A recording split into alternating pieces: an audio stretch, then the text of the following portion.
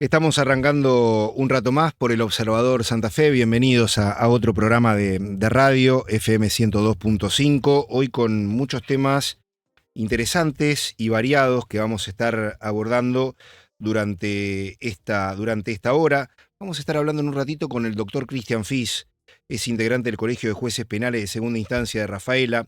El por qué, bueno, tiene que ver con juicios por jurados, el nuevo sistema judicial que se pone en práctica en la provincia de Santa Fe. Lo ha hecho en los últimos días en la ciudad de San Cristóbal. Vamos a estar hablando con Virginia Coudanes, es la secretaria de Gestión Institucional del Ministerio de Justicia y Seguridad de Santa Fe, a propósito de las últimas medidas que ha adoptado el gobierno en materia policial y penitenciario. Vamos a hablar también sobre algo que nos afecta a todos y que tiene que ver con la salud, que tiene que ver con las alergias, con las enfermedades respiratorias, con el asma, en esta época tan particular del año como es un otoño bastante frío, la llegada prácticamente del invierno y la llegada de las enfermedades respiratorias, las complicaciones en los sanatorios y los hospitales prácticamente llenos. Lo vamos a abordar con el siempre reconocido doctor Hugo Neffen para abordar justamente esta temática. Y el tema de la semana, que está relacionado con este fallo condenatorio a Cristina Fernández de Kirchner por parte de la Corte Suprema de Justicia de la Nación, estado deliberativo del Partido Justicialista Nacional, pero también en la provincia de Santa Fe. Vamos a hablar con una de sus referentes, con María Luz Rioja, vicepresidenta del PJ Santa Fe, a propósito del impacto que ha tenido esta noticia en el seno de la sociedad y fundamentalmente en la militancia peronista. Varias cuestiones para abordar y que ya comenzamos a tratar por El Observador Santa Fe. Te suscribís en nuestro canal de YouTube, nos seguís a través de todas nuestras plataformas, en Instagram, El Observador Santa Fe, FM 102.5. Nos quedamos hasta las 4 de la tarde.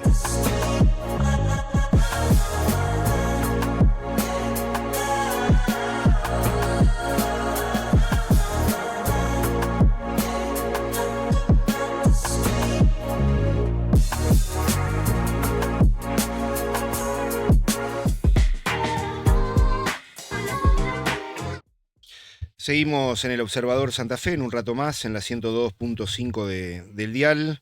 Es un honor tenerlo al doctor Hugo Neffen con nosotros, alergólogo, miembro de Academias Extranjeras sobre asma. Vamos a hablar un poquito sobre estos temas. Entramos en el invierno y está bueno justamente referirse a esto. Doctor, gracias por acompañarnos en la tarde de hoy. Al contrario, gracias Germán por invitarme. Y sí, estamos en el invierno. Se retardó un poco la llegada de los fríos, pero ahora llegó desde hace unos 15 días y eso tiene su impacto en la población. Ya vemos que en el hospital de niños está sobresaturada la hospitalización por las enfermedades respiratorias típicas del invierno, fundamentalmente las virales, que son las que llevan a las exacerbaciones de las enfermedades de base, como puede ser el asma bronquial, las bronquiolitis, etcétera, que ocupan los efectores de salud. ¿Qué tipo de virus están circulando por esta parte del país? Indudablemente la gripe, el virus de la gripe, el sincicial respiratorio, el rinovirus, pero bueno, la de la gripe, indudablemente si uno hace las vacunaciones, uno puede prevenir. Indudablemente hay muchos que dicen, no me vacuno porque me vacuné y tuve gripe, pero bueno, generalmente la tuvo de menor intensidad, con menos síntomas. O sea, no hay duda que las vacunas cubren estos procesos o reducen la gravedad de los mismos. Siempre pasa lo mismo, hay un aumento importante, significativo, sobre todo de internaciones en torno a estas enfermedades. ¿Usted ve que esto va increciendo o no, o se mantiene estable en el transcurso de los años? Siempre las infecciones virales y bacterianas se incrementan en otoño e invierno, eso es claro. Aquí en Santa Fe, indudablemente que por el medio ambiente que favorece las enfermedades alérgicas respiratorias, el impacto de las infecciones virales y bacterianas es mayor, porque el alérgico es más sensible y indudablemente hace procesos más prolongados o con más sintomatología. No es fácil afirmar que hay más que antes, porque para eso hay que tener datos epidemiológicos. Yo lo que puedo dar son datos epidemiológicos, por ejemplo, del año 2022, por ejemplo, hubo incremento de la mortalidad por asma, por EPOC, y si esto tiene algo que ver con las exacerbaciones. Y sí, tiene que ver, porque con los pacientes que se exacerban y se hospitalizan tienen más riesgos de morir. También con las neumonías, el año pasado hubo un incremento. De este año, lo que conozco son los resultados de la mortalidad por asma, que bajó, afortunadamente bajó bastante, pero todavía no tenemos datos de EPOC y neumonía. Por lo tanto, este es el momento donde se producen los picos anuales, pero yo no podría decir si hay mucha mayor prevalencia que años anteriores porque los datos no están publicados y acá no tenemos que dar datos que nos parece, sino lo que está... Recién hablábamos de la gripe y la manera de prevenirla a través de la vacunación. ¿La neumonía también? Por supuesto. La neumonía también está indicada en aquellos que tienen enfermedades respiratorias de base, la asma o EPOC, la vacuna de la neumonía está indicada, y en los mayores de 65 años, por supuesto. Ahora está la nueva vacuna de la neumonía, la que se llama Prevenar 20, que esa se aplica una y tiene un tiempo de incremento de las defensas, de validez de su acción mayor, y es una sola dosis. Una sola dosis. Exactamente. Y ni hablar de las personas que han tenido, por ejemplo, neumonía, que van a tener que reforzar justamente esa colocación. Indudablemente, y por lo menos hasta ahora, en el SEMAFE, en los efectores públicos, a los mayores de 65 años, está disponible gratuitamente, y en aquellos que tienen enfermedad de base con certificado del médico tratante también. Doctor, ¿hay una gama importante de vacunas habilitadas para...? Bueno, la de la neumonía ahora la que se recomienda, el que tiene las 20 cepas, por supuesto. Después está la de la gripe, está la del COVID, que los infectólogos lo que dicen es que con el COVID hay que hacer lo mismo que se hace con la gripe, una al año. Y luego hay una vacuna ahora contra el virus sincicial respiratorio, que es para enfermos también que tienen depresión del sistema inmune o que tienen enfermedades de base, pero esa no está incluida aún en el calendario, tiene su costo, y indudablemente, tanto en la vacunación como en las otras medicaciones, es esencial que sean accesibles. Este año, el lema del Día Mundial del Asma, de la Iniciativa Global para el Asma, fue tratamiento inhalados para todos. ¿Y a qué se refiere? A que los pacientes con asma tengan acceso a los tratamientos inhalados preventivos para todos. Y eso hay que diferenciarlo bien, porque lo que uno pretende en enfermedades que se pueden prevenir como el asma es que el paciente pueda tener acceso a los tratamientos preventivos, no solo a un broncodilatador para salir de la crisis, que es lo que habitualmente lleva. Los pacientes no hacen los tratamientos preventivos porque no están bien educados, o a veces porque no tienen acceso a la medicación, porque un broncodilatador para salir de la crisis cuesta 20 veces menos que lo que cuesta un preventivo. Claro. Pero claro, hay que pensar que para el sistema de salud, si uno con los preventivos reduce las visitas de emergencia, reduce las hospitalizaciones, reduce la mortalidad, para el sistema de salud es costo efectivo. Que el sistema de salud invierta en prevención para evitar exacerbaciones y los gastos que significa las hospitalizaciones. ¿Qué es el asma? ¿Quién tiene asma? El asma es una enfermedad inflamatoria crónica que surge de la interacción de la genética y el medio ambiente. Nadie es asmático porque quiere. Uno tiene que tener una predisposición. Hay asmas alérgicos y no alérgicos. Los que empiezan en la infancia son fundamentalmente alérgicos.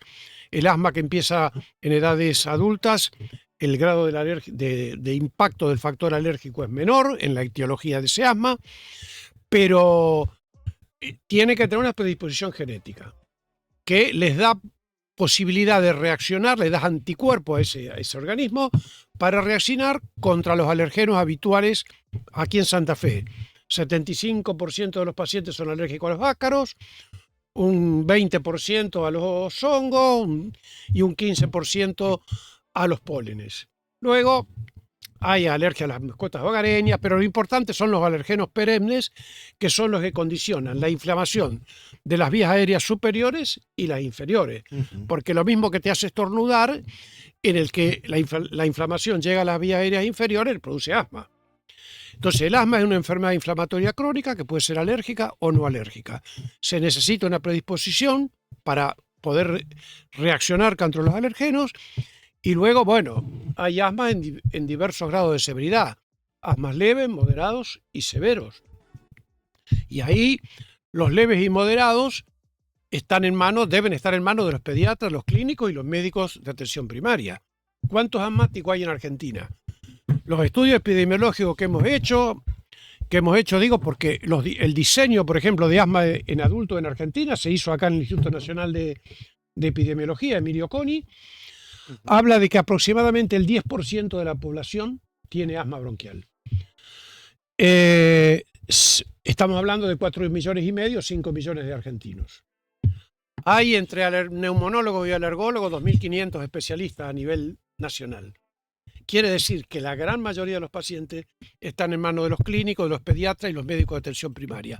Por eso, si nosotros queremos mejorar el manejo del asma, es esencial que haya una educación de posgrado dirigida a clínicos, pediatras, médicos de atención primaria, para que focalicen sus estrategias de tratamiento en la prevención y no que el paciente solo utilice la medicación a demanda. ¿La gente es consciente de la enfermedad que tiene?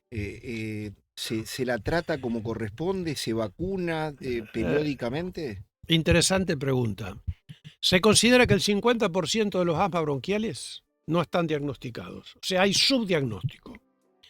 Por otra parte, en la pediatría, y esto ha disminuido, pero había un temor de decirle a los padres que su hijo tenía asma, porque el asma produce tensión, produce estrés, angustia, pero ocultarle la problemática no sirve para nada. Lo que sí hay que decirle, tiene asma y ver qué grado de severidad. No es lo mismo el pronóstico de un asma leve, de un moderado o de un severo. Segundo, el asma bronquial. Haciendo el tratamiento farmacológico preventivo, estimulando la actividad física aeróbica, que es parte del tratamiento, todo lo contrario de prohibirle el deporte, estimulárselo, mejorando la calidad del aire que se respira en los hogares, evitando el hábito tabáquico en los progenitores y en los familiares.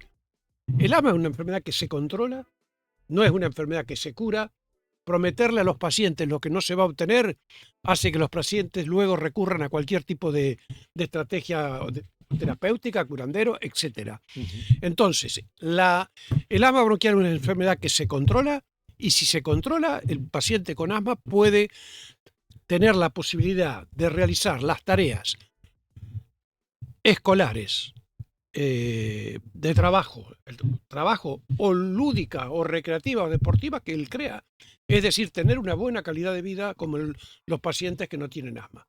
Ahora, si no se hacen los tratamientos preventivos y el paciente es como tomar aspirina para la muela, toma un broncodilatador cuando tiene la crisis, claro, indudablemente eso le va a afectar la calidad de vida. Vivir en Santa Fe no es la mejor opción para un asmático, ¿no? Bueno, Juan de Garay eligió un lugar donde hay 10 meses al año con un promedio de humedad del 70%. El ambiente no estos días, pero generalmente es cálido.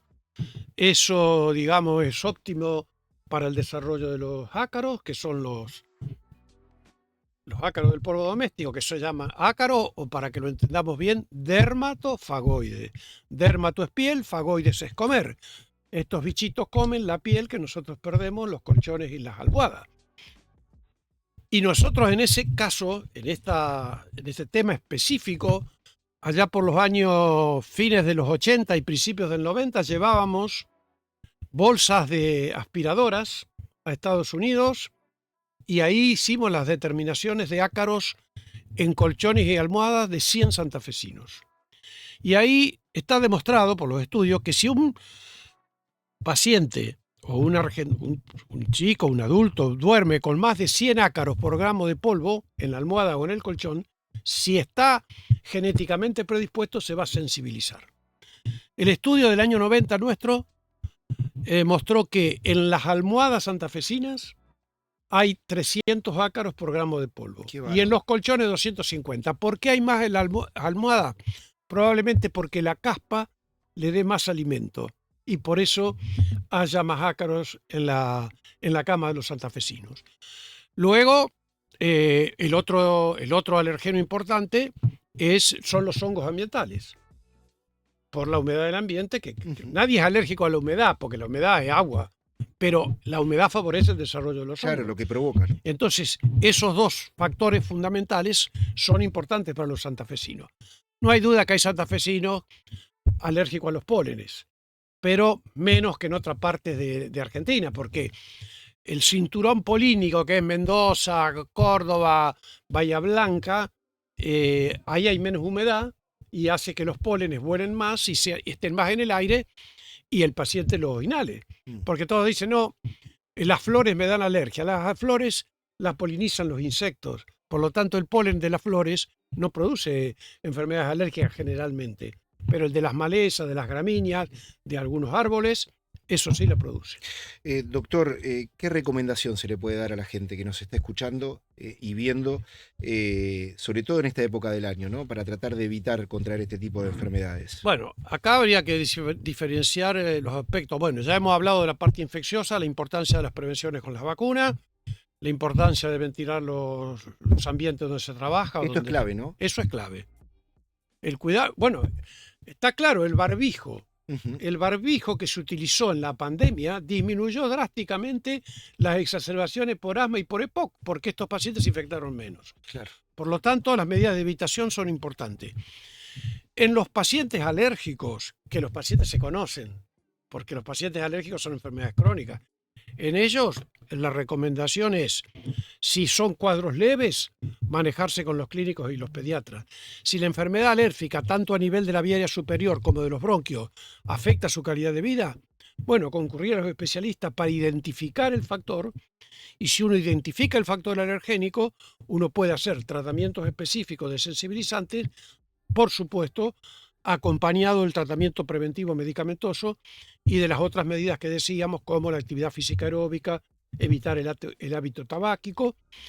Y bueno, este año hasta ahora no hemos tenido, pero acá hubo otro factor que influyó en los síntomas respiratorios de los santafesinos, que fueron las quemas de los humedales, donde teníamos ahí contaminación por biomasa importante, y que si bien no se midió, pero por ejemplo el Servicio de Neumonología del CUYE lo tiene claro, cómo aumentaron las consultas en la época de las quemas de humedales, y este es un tema que tendríamos que ir viendo si en Santa Fe se puede hacer medición de calidad de aire, fundamentalmente focalizada en esos días, tendiendo a prevenir las reagudizaciones. Cuando ocurre este tipo de casos, sí. Lo preferible es usar barbijo, por ejemplo, a la población. Exactamente. Para evitar tener ese contacto. Para evitar tener ese contacto. Porque ahí no es un efecto alérgico, ahí es un efecto tóxico irritativo por el incremento de las partículas respirables. Claro, claro. Doctor, una última pregunta, agradeciéndole estos minutos que ha compartido con nosotros. ¿Los centros hospitalarios de Santa Fe están preparados para recibir y para atender todo este tipo de cuestiones en general de las que hemos hablado? Yo diría que yo no tengo conocimiento de todos los SANCOS. Yo hace 10 años que dejé de ser el jefe de la unidad de neumología del Hospital de Niños, pero cómo funciona el Hospital de Niños, el SEMAFE, el CUYEN para el manejo de estos tipos de pacientes, sí, los especialistas están capacitados, y por lo que las informaciones que tengo, los pacientes tienen acceso a los medicamentos. En el caso específico del asma y EPOC, tienen acceso a las medicaciones preventivas que se requieren para controlar estas patologías y que los pacientes tengan una buena calidad de vida. Felicitaciones por ser santafesino destacado. El otro día lo nombraron así en el Consejo Municipal de Santa Fe. Bueno, esa fue una propuesta de Silvina Cian, y a esta altura de la vida es una caricia para seguir luchando en esto, porque indudablemente yo me retiré de la parte pública, sigo en la parte privada y sigo en las organizaciones internacionales de asma y de rinitis, y bueno, seguiremos luchando hasta que el cuerpo aguante. Gracias, doctor, por acompañarnos. Gracias a ustedes por invitarme. El doctor Hugo Nefe con nosotros. Pausa, ya volvemos.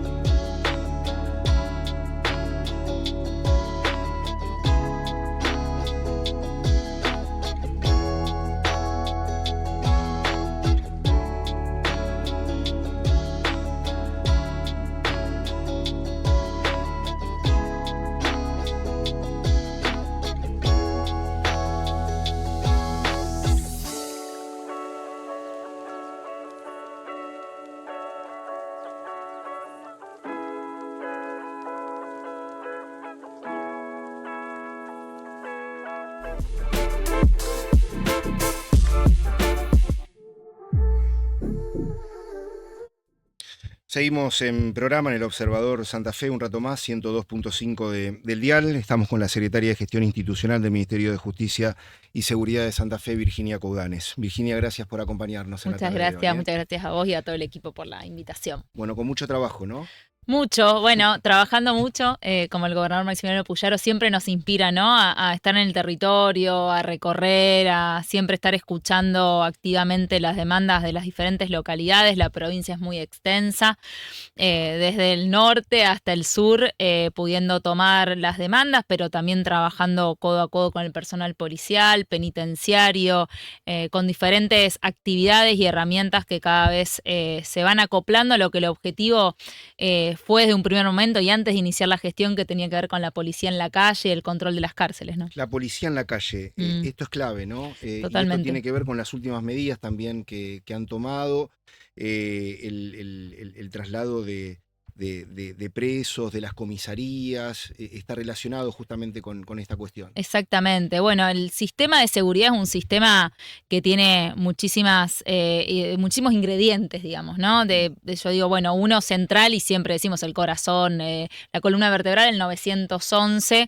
que hoy nos permite también tener unos tiempos muy, muy cortos ante la llamada de las personas, ¿no? Ante una incidencia y la llegada del móvil. La verdad que hemos robustecido muchísimo el sistema, por supuesto con equipamientos, con los móviles en la calle, que tiene que ver con esto, ¿no? La policía no puede estar en la calle si no tiene móviles, camionetas, las motos, todo en condiciones para poder hacerlo. Empezamos la gestión, sí, con algunas medidas que tenían que ver con que se recorten las tareas administrativas y que el personal esté en la calle.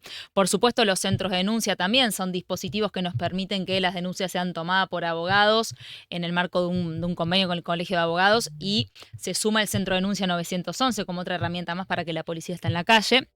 Y vos decías lo de las comisarías. Bueno, con la inauguración de los pabellones en Santa Felicia, en el departamento Vera, hace ya unos 15 días atrás, eso permitió que 7 departamentos del norte de la provincia de Santa Fe puedan realizar estos traslados, ¿no? Que ya empezamos ese mismo día de la inauguración en el departamento Vera, sumamos San Justo hace 2 días atrás, y vamos a continuar en la semana que viene con otros departamentos más con los traslados, ¿no? Eso nos permite descomprimir las comisarías, las alcaidías, y que el personal policial esté abocado a tareas de calle. ¿Cómo se realizan estos operativos de traslado? Me parece que debe ser una logística bastante compleja. Sí, es una logística compleja, pero muy aceitada. También asimismo en la ciudad de Santa Fe, en el departamento de la capital, hemos hecho muchísimos traslados de que iniciamos la gestión de comisarías a las unidades penitenciarias, tanto Las Flores como Coronda, pero está muy aceitado, digo, con una articulación muy bien realizada y lograda entre el sistema penitenciario, el servicio penitenciario y la policía de la provincia de Santa Fe. Así que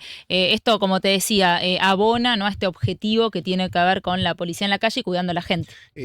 Ustedes habían notado en el diagnóstico que hicieron cuando asumieron en la gestión una superpoblación de presos en las comisarías. Exactamente, sí, nos encontramos con mucho más presos en las comisarías de lo que había dejado nuestro gobernador cuando fue ministro de Seguridad, y eso hizo, por supuesto, también acompañado por muchísima proactividad en calle, porque la policía también, no solo que está en la calle porque están los móviles, sino que está en la calle porque también hay una conducción política y policial de una bajada de línea, de la cantidad de identificaciones que hay que hacer, de los pedidos de capturas que eso arroja, de los chequeos. Bueno, toda esa proactividad también genera una retroalimentación del sistema y hace que se incrementen las detenciones, ¿no?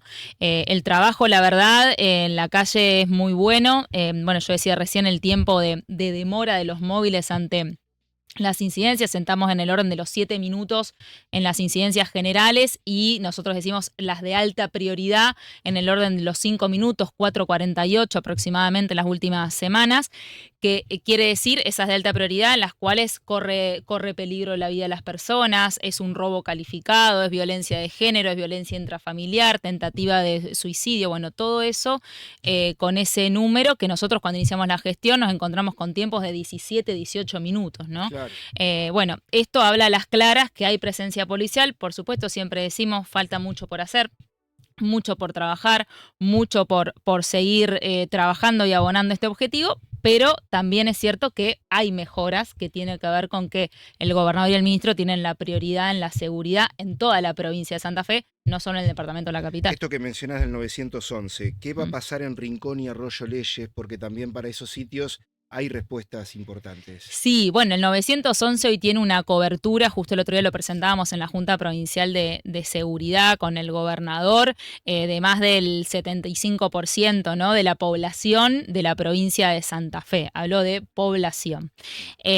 Por supuesto, el departamento de la capital tiene muchísima cobertura del 911. Lo que nosotros incluimos a partir de marzo es que se puedan realizar denuncias a través del 911. Es decir, no solo la llamada ante la emergencia, que eso continúa y subsiste, sino también la posibilidad de hacer denuncias con los operadores abogados de los centros de denuncia, ¿no? Que eso, por supuesto, se mantiene comisaría y centro de denuncia en lo presencial. Y en esto es importante decir, porque nosotros tuvimos iniciada la gestión muchísimas inauguraciones de centros de denuncia en muchísimas localidades de la provincia, ya tenemos 63 en la provincia de Santa Fe, y sumamos esta herramienta que es desde el lugar a donde estoy, con mi teléfono celular, con un fijo, el celular puede estar hasta sin chip para llamar al 911, también puedo erradicar una denuncia, no solo llamar ante la emergencia. Y lo empezamos como una prueba piloto, si se quiere, en Rosario, Santa Fe y Santo Tomé, y ahora estamos ampliando en todo el área metropolitana de Santa Fe, hoy lo presentamos en Rincón y Arroyo. Promediando la gestión, ¿qué evaluación hacen del desempeño justamente en cuanto a seguridad en la provincia de Santa Fe, en un modo general? Sí, es una gestión en seguridad, como decía, hay voluntad política, hay decisión política del gobernador hacia abajo hasta el último asistente técnico de que la seguridad, la justicia y la seguridad es una prioridad de gestión. Eso es lo número uno. Lo número dos, hubo también un acompañamiento en materia legislativa que a nosotros nos permitió robustecer todas las acciones en territorio y las acciones en el orden de lo policial.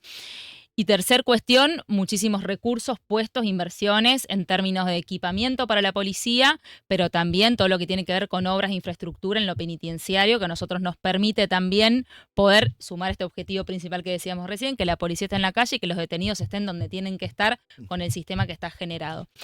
Muchísimo hecho. Los objetivos que nosotros, hace unos días recordaba cuando con el gobernador, todavía no era gobernador, y habíamos arrancado en el 2022 con toda una recorrida por diferentes departamentos con agenda abierta, que era un espacio de participación con diferentes sectores y actores de la sociedad civil, donde ya íbamos plasmando y delineando la planificación. Y si vos me decís cuál es el logro, el que planificamos con tiempo, no improvisamos, sabíamos hacia dónde íbamos y ese norte se mantiene. Entonces, mantener eso y que las políticas hayan tenido efectividad, es decir, resultados con una disminución del 58% de los homicidios en la provincia de Santa Fe y del 55% en la capital, es importante, por supuesto, tiene que ver con la planificación, por supuesto. Ahora, por supuesto, también tenemos mucho más para construir y para hacer, ¿no? El mayor temor era Rosario, ¿no? Por los índices que mostraba en cuanto a ola de delito, a inseguridad, y esto se ha logrado bajar. Exacto. Con políticas más del 60% en con Rosario. Con sí. Nación, en esto también ha habido una estrategia bastante importante. Sí, una estrategia importante, la firmeza de un gobernador que en situaciones difíciles y un ministro que en situaciones difíciles con todos los equipos se pusieron al hombro este tema, esta complejidad, este desafío, pero me parece que más que una preocupación cuando iniciamos la gestión, sabíamos que nos íbamos a ocupar. Sabíamos que nos íbamos a ocupar. Y claramente nos ocupamos con una batería de medidas, de repensar las estrategias en la operatividad policial, pero también saber que necesitábamos información para poder gestionar. Y eso lo hacemos constantemente. En las unidades regionales 1 y 2 tenemos reuniones todas las semanas para reordenar la operatividad en función de la información que tenemos de los mapas del delito, ¿no? Que hay información del 911 también. Entonces también es importante haber fortalecido esa herramienta. Y tenemos reuniones también los sábados con el ministro y con el gobernador para monitorearlo. El gobernador está todos los días, tempranísimo a la mañana, sabiendo cuántos recursos están en la calle, qué pasó, y sabe cada una de las incidencias del 911. Me parece que eso también habla a las claras de que hay una claridad hacia dónde se va, y eso de saber que nos íbamos a ocupar y que también íbamos a solicitar que otros actores se ocupen, que la legislatura lo haga también, y así lo hizo, porque también todos los actores políticos, más allá de las diferencias ideológicas, entendieron que este era el objetivo fundamental, el bienestar de los santafesinos. Una última, agradeciéndote estos minutos. Las prioridades para el segundo semestre del año, ¿qué es lo que tienen pensado desde el Ministerio de Seguridad? Bueno, continuamos con lo que tiene que ver específicamente con otro de los objetivos que hablábamos recién, que tiene que ver con el control de las cárceles, porque eso es fundamental para la efectividad que estamos buscando. Todo lo que tiene que ver con la obra pública penitenciaria, digo, eso es fundamental. Diferentes obras que se van a empezar ya a inaugurar en Rosario y otras tantas. Estaciones policiales, que es lo que se viene. En Santa Fe tenemos ya una que empieza a construirse en breve, con 18 meses de ejecución, y que eso también va a ser como el corolario, si se quiere, del modelo de seguridad pública, sobre todo para la capital, que es la primera estación que tiene. Ya Rosario ya cuenta con 2 y está construyendo una tercera. Continuar con el equipamiento para la policía de Santa Fe, que es fundamental. Seguimos entregando camionetas, que fueron las últimas adquisiciones que hicimos. Bueno, uniformes, por supuesto, que desde el 2018 que no se entregaban para policías y para penitenciario. Y sobre todo robustecer estrategias en materia territorial, las intervenciones barriales focalizadas con otras agencias del Estado, municipalidad, MPA, desarrollo humano, y otras estrategias que tienen que ver también con consolidar algunos de los programas más importantes que tenemos, como el programa Vínculos para llegar a todas las localidades. Me parece que esto de llegar a todas las localidades de manera igualitaria, digamos, poder pensar también la gestión de la información, el mapa del delito en Rafaela, poder pensarlo en Frontera, poder pensarlo en Avellaneda, poder pensarlo en Reconquista, ya lo estamos implementando con el M3, que es un modelo de monitoreo, de métrica, de mapeo, y ese es el objetivo que viene, ¿no? Poder implementar todo lo que ya se consolidó en la capital y en Rosario en otros departamentos con la solidez que lo estamos haciendo. Virginia, gracias por acompañarnos. Muchas gracias a vos por la entrevista. Virginia Coudane, secretaria de Gestión Institucional del Ministerio de Justicia y Seguridad de Santa Fe. Pausa y enseguida volvemos.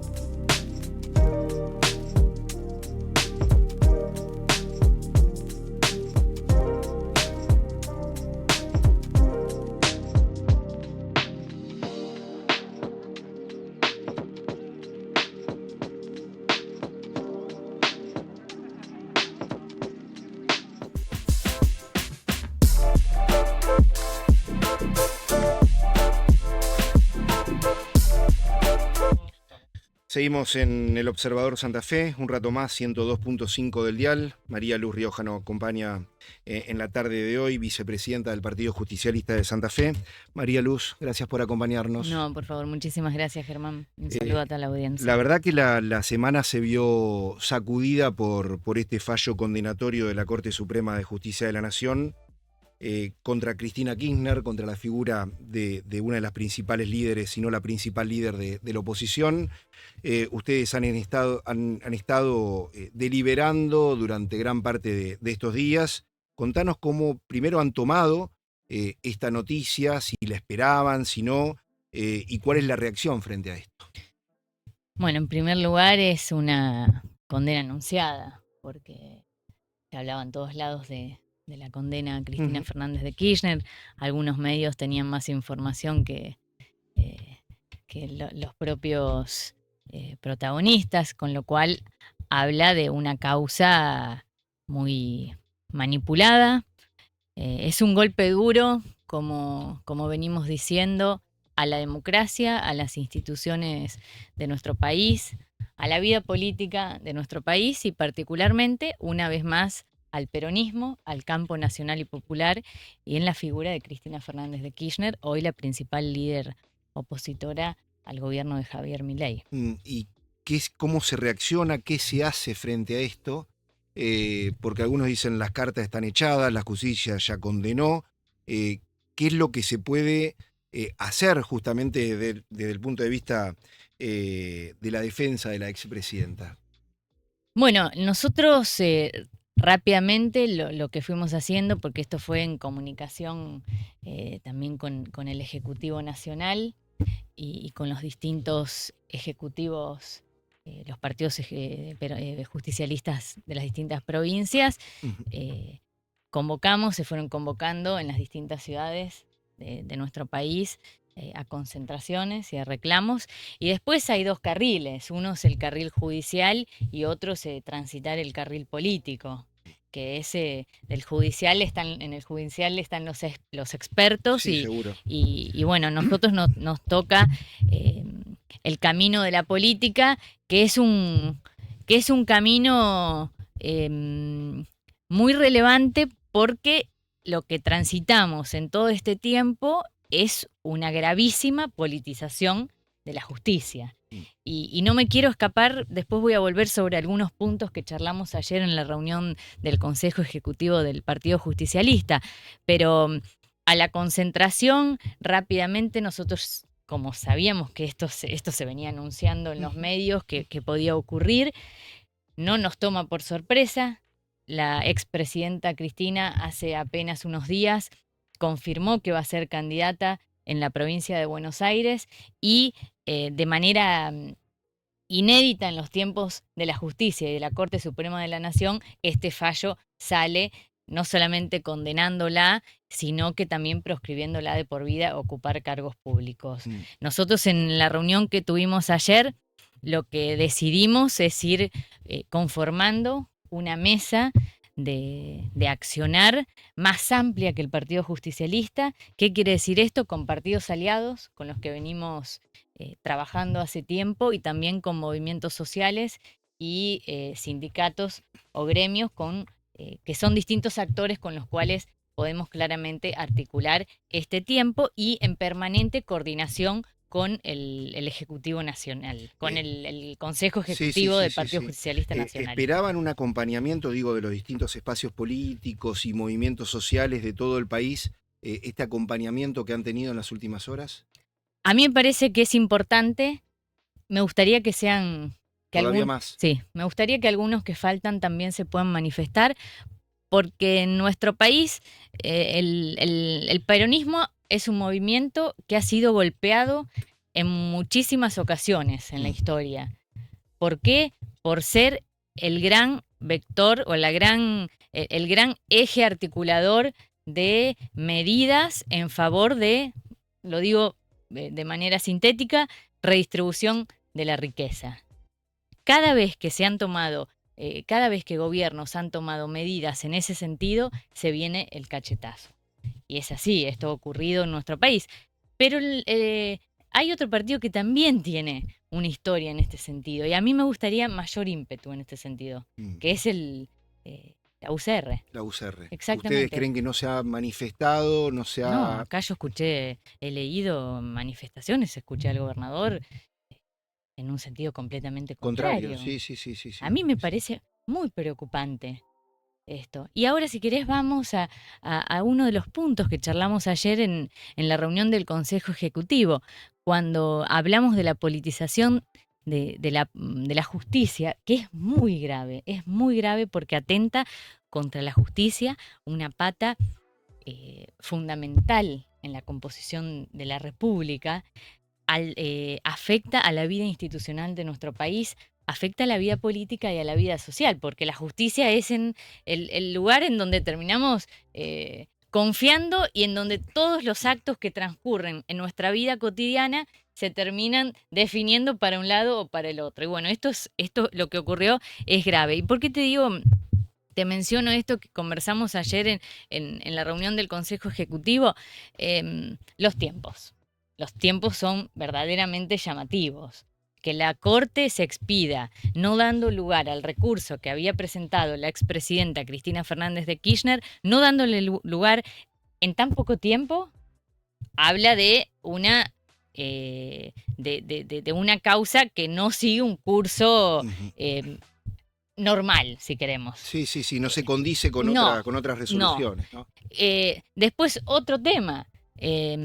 Las causas en donde los que son acusados son peronistas, no me voy a poner en el lugar de víctima, me voy a poner en el lugar que la historia nos está, en el que la historia nos está poniendo. Corren bastante más rápido que otras. La imparcialidad de los jueces. ¿Alguien puede decir que los jueces de la Corte Suprema son imparciales frente a un caso en el que se acusa a la expresidenta?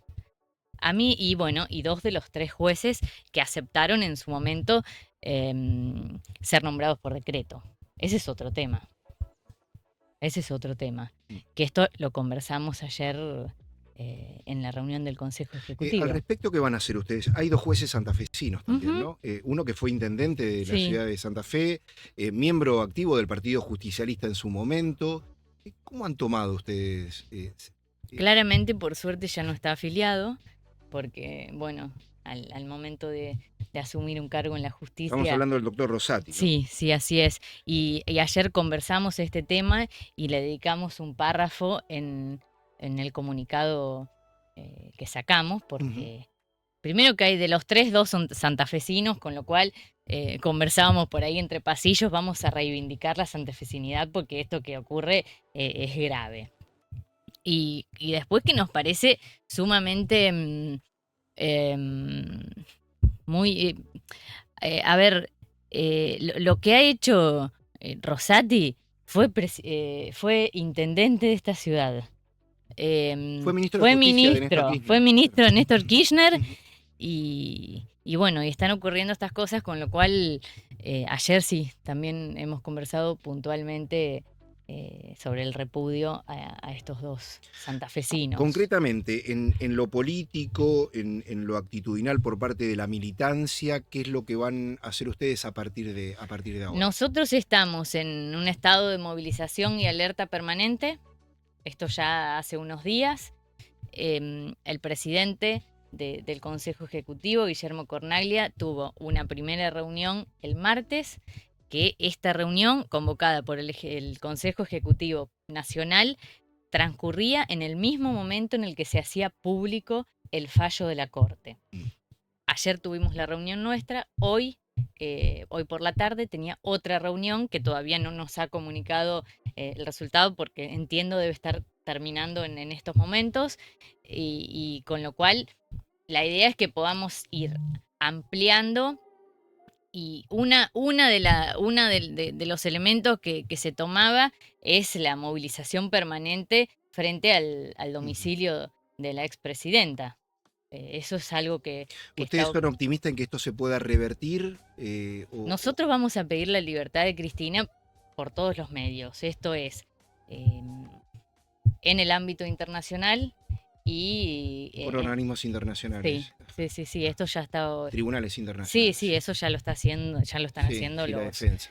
Eso ya está encaminado. Bien, y una movilización general en... Y acá tenemos que tratar de ir ampliando la gran base sobre la cual sostenemos y entendemos que lo que está ocurriendo es grave, no solamente para el peronismo, sino para todo el conjunto de las instituciones y de la República Argentina. María Luz, gracias por acompañarnos. No, por favor, muchísimas gracias a ustedes. Seguramente en el transcurrir de los días van a continuar estas reuniones. Sí, yo lo que te pido solamente esto, este minuto para transmitir un mensaje a la militancia política, porque por ahí la primera pregunta que nos hacen, la primera reflexión es alrededor de la tristeza o de lo que ocurrió. Y yo, al ver a una Cristina tan entera, dirigiéndose a la militancia y a la dirigencia política, elegí quedarme con eso, Germán. Elegí quedarme con una Cristina que transmitió un mensaje en donde nos dijo, muy atravesada en lo personal, ¿por qué la condenan a estar presa y a proscribirla de por vida a ocupar cargos públicos? Entonces elijo el mensaje que nos dio y que yo quiero reflejarlo hoy en el programa, en donde nos pide que militemos, que nos organicemos y que estemos al lado de quienes más lo necesitan. Este modelo del presidente Javier Milei no nos puede llevar a buen puerto, porque hay mucho de lo que está ocurriendo que ya ha ocurrido en nuestro país y esto no termina bien. La salida es seguir organizándonos para que el pueblo argentino también nos vuelva a elegir. Gracias por acompañarnos hoy. No, por favor, a ustedes. María Luz Rioja, última pausa, ya volvemos.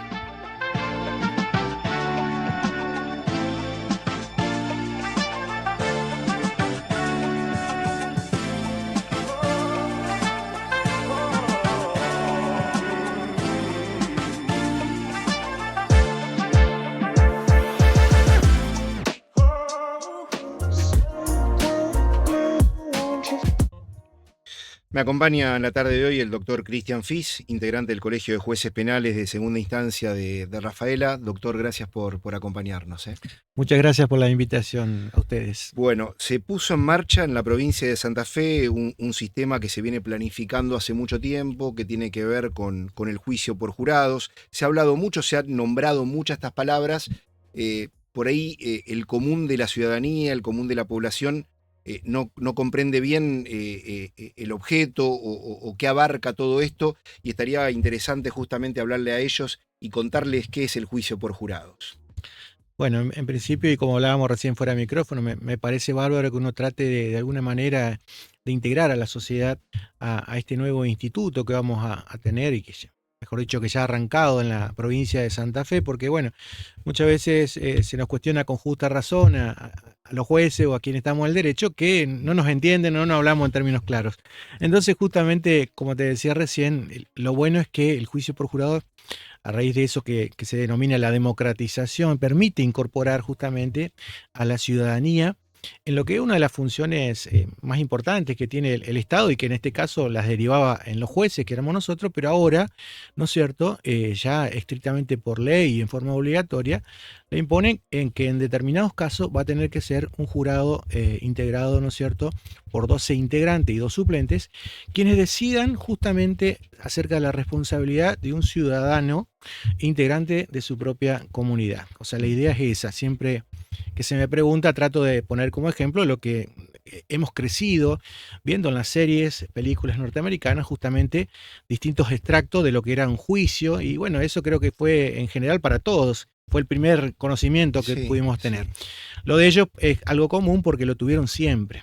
El problema, que teníamos problema entre comillas nosotros, es que teníamos otro tipo de sistema judicial. Entonces, en los últimos años ha existido en nuestro país, ¿no es cierto?, toda una ola respecto a esto de que se ha ido siguiendo, y siempre digo que Santa Fe es como que tenía una deuda en ese sentido, porque, por ejemplo, todas las provincias aledañas ya lo tenían implementado. Es decir, todos estaban cumpliendo con lo que estipula la Constitución Nacional, ¿tá? Y Santa Fe es como que siempre estaba al intento, y bueno, ahora se ha logrado implementar, ¿no es cierto? Y bueno, a partir de ahí veremos cómo seguimos. Doctor, ¿en qué caso específico se va a implementar el juicio por jurados? Bueno, está previsto para los denominados delitos de más gravedad del Código Penal, es decir, en cuanto a su pena en particular. Hay provincias que, por ejemplo, adoptaron un criterio de que luego de determinado monto de pena, ¿no es cierto?, todo ese tipo de delitos van a ser juzgados por juicios por jurado en forma obligatoria. En el caso nuestro, yo creo que con buen tino, el legislador ha optado por determinar específicamente en qué delito va a ser, y son los homicidios agravados, que prevén penas de prisión perpetua, es decir, por ejemplo, a modo de un solo ejemplo, ¿no es cierto?, femicidio, homicidio criminis causa, es decir, los más graves en cuanto a su pena previstos en el Código, también la violación seguida de muerte o el abuso sexual seguido de muerte, en realidad, el homicidio en ocasión de robo, y se ha previsto también una circunstancia que es la de que en caso de que personal policial o penitenciario intervenga en un enfrentamiento, también obligatoriamente va a ser sometido al arbitrio de un juicio por jurado. Cualquier ciudadano de la comunidad, específicamente estamos en Santa Fe, de la ciudad, puede participar del juicio por jurados. En principio le diría que sí, cualquier ciudadano que forme parte, ¿no es cierto?, de lo que es el padrón electoral, ¿tá? Que decir que tenga una edad entre 18 y 75 años. Pero luego, a partir de allí va existiendo una serie de depuración, que en parte, en principio, lo hace el Poder Ejecutivo con el sorteo. Luego se va depurando eso a partir de cuestiones que hacen que una persona no pueda formar parte de un jurado. Es decir, existen cuestiones de todo tipo que podrían llegar a impedir que una persona pueda formar parte, una persona común, un ciudadano común. Por ejemplo, en razón de la actividad que desarrolla, es decir, no puede pertenecer funcionario del Poder Ejecutivo, Legislativo, ni el Judicial. Tampoco, ¿no es cierto?, formar parte del personal policial, no ser abogado, no ser escribano. Todo esto está relacionado más que nada para garantizar que justamente quienes participen dentro del jurado sean ciudadanos comunes y que estén en un pie de igualdad.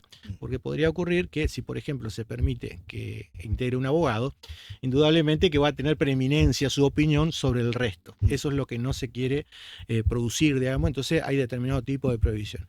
Después también, obviamente, una persona que tenga antecedentes condenatorios penales no va a poder juzgar a un propio par porque indudablemente va a estar inhabilitado para hacerlo. Después puede haber también inconvenientes de tipo físico, como por ejemplo tener algún impedimento que le pueda impedir justamente advertir la prueba que va a ir pasando, las declaraciones de un testigo, o entender las instrucciones que le va a tener que ir dando el juez, ¿no es cierto? Indudablemente que también no lo van a hacer aceptable para integrar ese jurado. Es decir, en principio, como dije anteriormente, cualquier ciudadano podría, pero van a existir una serie de depuraciones, ¿no es cierto?, que se van dando a lo largo para que quede finalmente esos 12 para ese y juicio. aquel o aquella que es elegido, ¿qué tiene que saber en cuanto a la duración del proceso? ¿Cuánto dura aproximadamente este proceso de evaluación de una posterior sentencia? Es decir, ¿cuánto dura el juicio en sí? Exactamente. Bueno, tenemos, hasta hace poco venía hablando, ¿no es cierto?, de referencias a los de otras provincias, y particularmente ahora tenemos justamente la experiencia que se dio en San Cristóbal hace unos días, donde evidentemente fue un juicio muy rápido, al decir de las partes se sintieron muy cómodos y por lo que tengo conocimiento, los jurados ocurrió lo mismo.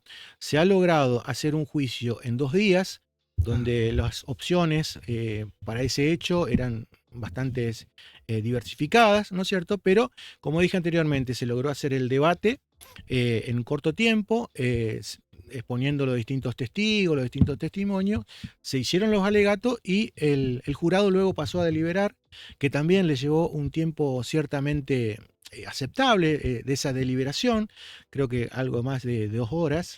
Entonces, bueno, en ese aspecto y en cuanto a la duración, realmente es un resultado positivo y es como que se puede tomar como parámetro para futuros juicios. Creo que estamos hablando más que nada de un máximo de hasta 3 o 4 días que puede llegar a durar, Bien. depende de la complejidad. ¿Cómo puede garantizarse la imparcialidad de esos ciudadanos? Bueno, justamente es toda una cuestión eso, porque a diferencia de lo que ocurre en el juicio común, por decirlo de alguna manera, donde intervenimos los jueces que nos puedan recusar o nosotros mismos podemos excusarnos porque existe alguna cuestión que nos impida tener esa imparcialidad, en este caso, y a diferencia, ¿no es cierto?, de lo que ocurre allí, las propias partes participan de lo que se llama una audiencia de selección de jurados, pero que en realidad los distintos autores dicen que en realidad es una audiencia de deselección de jurado, es decir, ellos señalan quién no puede participar del jurado porque tiene algún tipo de cuestión específica que indudablemente va a comprometer su imparcialidad. Por ejemplo, si hablábamos hoy de uno de los casos, que haya un enfrentamiento policial.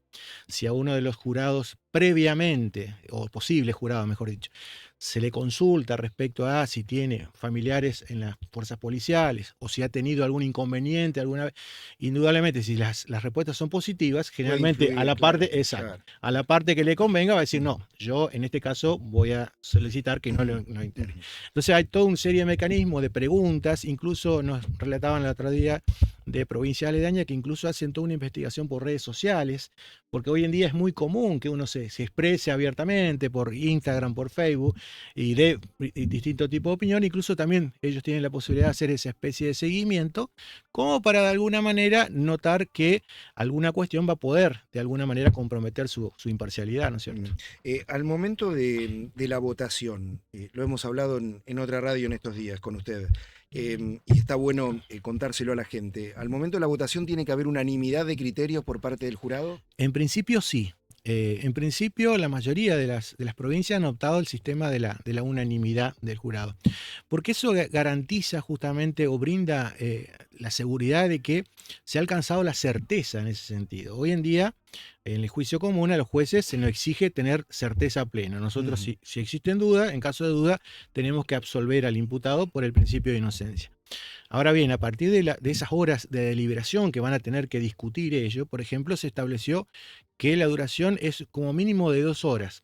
Es decir, que no ingresen a la sala y por el hecho de decir, che, estamos todos apurados, tenemos cosas que hacer, Sí. esto ya votamos y listo. No, se exige que exista una deliberación, valoración de las pruebas, justamente el juez le va a hacer un distinto tipo de recomendación en ese sentido, y bueno, a partir de ahí se debe alcanzar en principio la unanimidad, pero puede llegar a ocurrir alguna circunstancia de que justamente le planteen al juez del debate que efectivamente no están pudiendo alcanzar esa unanimidad. Obviamente que con el conocimiento de las partes, el juez le va a consultar cuál es el inconveniente que tiene, porque puede existir que haya una duda, una cuestión valorativa o de interpretación de las instrucciones que él le dio, se las puede llegar a aclarar con conocimiento de las partes. Y si aún así, y luego de volver a deliberar, no alcanzan la unanimidad, el juez ahí sí puede hacerles conocer que tienen la facultad, ¿no es cierto?, de que si alcanzan 10 votos, ¿no es cierto?, que es una amplia mayoría de lo que integran el jurado, podría alcanzarse un veredicto. Pero solo es una modo de excepción, ¿no es cierto? Doctor, a partir de este sistema de juicios por jurados, ¿cuál es el rol específico del juez? Cambia sustancialmente, ¿no? Cambia sustancialmente. Quienes son críticos desde el mismo Poder Judicial, ¿no es cierto?, opiniones que se han alzado, dicen, bueno, indudablemente que el juez pierde protagonismo, pierde cierto poder, ¿no es cierto? Yo no lo veo en particular de esa manera, porque asume otra tarea, pero sigue siendo muy importante la tarea del juez. Fíjese que se dice en principio que la decisión del jurado es inapelable. ¿Tá? Es decir, no nos podemos meter, yo que soy juez de segunda instancia, el día de mañana que tenga que intervenir en una apelación, no me puedo poner a ver si el jurado lo juzgó bien o mal, o si no comparto la decisión o no, porque como no voy a conocer la motivación que tuvieron, indudablemente que yo puedo tener mi opinión, pero no Seguro. la puedo verter ahí. Entonces, justamente uno de los elementos que sí pueden llegar a o tornarlo apelable, entre comillas, es que justamente el juez no haya actuado de la manera que tenía que actuar durante el debate. Porque al ser ciudadanos comunes, el juez permanentemente tiene que ir dándole determinado tipo de instrucciones o especificaciones o aclaraciones para que ellos, obviamente, ese conocimiento que no tienen por naturaleza, porque no lo pueden tener, ¿no es cierto?, el juez la trate de suplantar de alguna manera. Por ejemplo, antes de pasar a deliberar, él le va a decir todas las opciones posibles con respecto a el tipo de delito que eventualmente ellos pueden encontrarlo culpable o no. ¿Tá? Entonces, no puede basarse en tecnicismos, en tal autor o en la jurisprudencia, sino que le debe explicar concretamente qué es un homicidio, cuándo existiría emoción violenta, cuándo habría legítima defensa, ¿no es cierto? Y si el juez, ahí es donde falla justamente, puede venir o puede dar lugar a un planteo de apelación y eventualmente hasta incluso determinarse la nulidad del juicio, ¿no es cierto? Esa es una de las posibilidades. Doctor, gracias por ser tan didáctico, gracias por acompañarnos y darnos algunos minutos de su tiempo en la tarde de hoy. Un gusto compartir este ratito con ustedes y bueno, a disposición. Muchas gracias. Muchas gracias. El doctor Cristian Fis, integrante del Colegio de Jueces Penales de la Segunda Instancia, se nos fue prácticamente una hora de programa, con esto cerramos, nos vamos, nos despedimos por el Observador Santa Fe en un rato más. 102.5 del dial. Como cada viernes los esperamos a partir de las 3 de la tarde. Chau.